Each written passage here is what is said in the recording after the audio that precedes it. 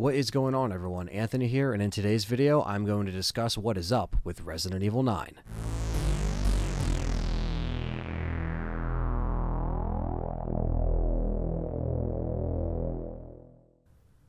Now, if you've been on the internet the past few days and you're a Resident Evil fan, you know a lot of people are discussing the leaks of a potential Resident Evil 9. As fans know that this is in development and it is going to be eventually coming out in the next couple of years, we haven't seen anything solid on it yet. Now, I could just go into the typical leaks and talk about them, but I'm going to make it a little bit more interesting for you guys today in this video. I'm going to actually discuss what I would like to see in Resident Evil 9, and as a fan, you know, I just don't want to discuss the leaks, and, you know, I'll talk about them a little bit, but I really want to discuss what I really would like to see in Resident Evil 9 and not just base it off of leaks online. With them cracking the spiritual and supernatural realms in the last two titles, this game apparently could have a theme with the moon in the different cycles. This could mean many different things, but it brings up the idea that this could hint at them taking a dabble into witchcraft, or maybe something else. It seems to be sticking in the same realm as Village, though, where it does take place in a remote village, possibly in the woods. Apparently, there could be even mythological creatures, including the Wendigo. But there's nothing solid or any evidence of any of this being true, so please just take this with a grain of salt. What I would really like to see in Resident Evil 9 is for it to go to a story with Chris Redfield and Jill Valentine, and that would be something that would be really cool to explore because BSAA is infiltrated, as we see at the end of Village, where BSAA shows up and they have bioweapons. Why do they have bioweapons? This is something that Chris Redfield and Jill Valentine both formed to prevent things like this from happening, so why exactly is that infiltrated, and why is it like that?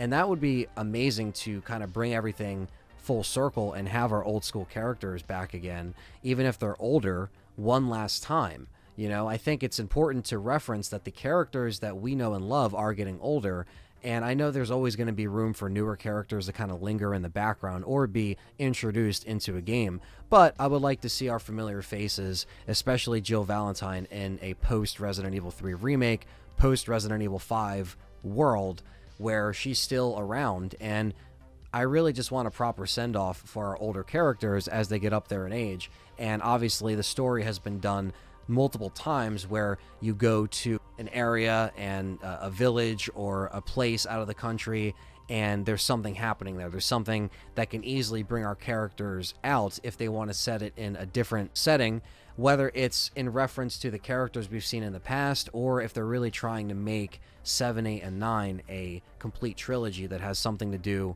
with each kind of evil in each game, right? I think you'll be able to start your game with first person and or third person, and that's something that will give players an option, considering they are really experimenting with the VR and third person with the Village DLC, so that's something they can easily do. But I would really like them to have it in a setting where it is refreshing, it's new, it's, you know, a little bit different than what we got in Resident Evil Village, and I really would like them to just bring back those characters one last time and to have some really scary BOWs and zombies.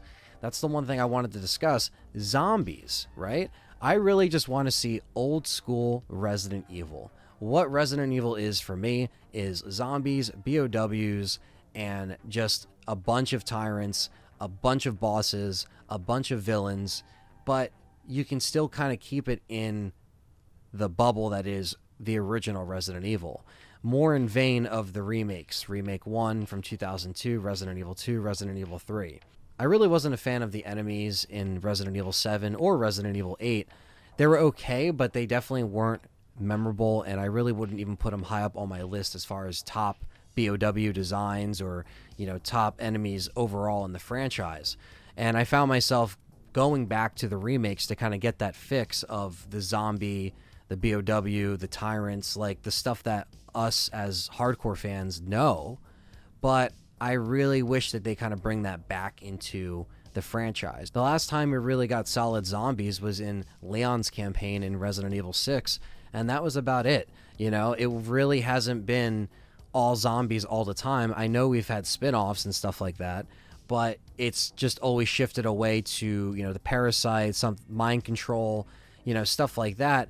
And I just think going back to the roots and putting those enemies up against the OGs that were dealing with that from the Spencer Mansion onward would just be a really cool treat, just to see it kind of get away from the stuff they tried that was different. It's not like it wasn't effective for the setting and for what they wanted to do in 7 and 8, but I just always found myself missing the zombies and stuff, and that's why we went back to 2 and 3 remake so much, because we get that fix. Same, even the original remake from 2002, we still get that fix of the old school formula that is Resident Evil. I just don't really think that the paranormal or, you know, the molded enemies or the enemies we got in Village, I just didn't really think that that felt like Resident Evil.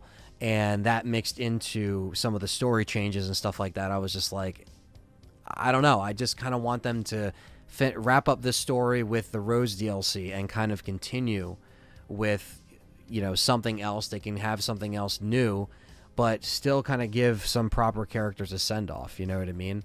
That's just kind of what I would want from a character and story perspective. Try to take down whatever it is that's infiltrating BSAA, and you know what? You can throw Wesker in there. Why the fuck not?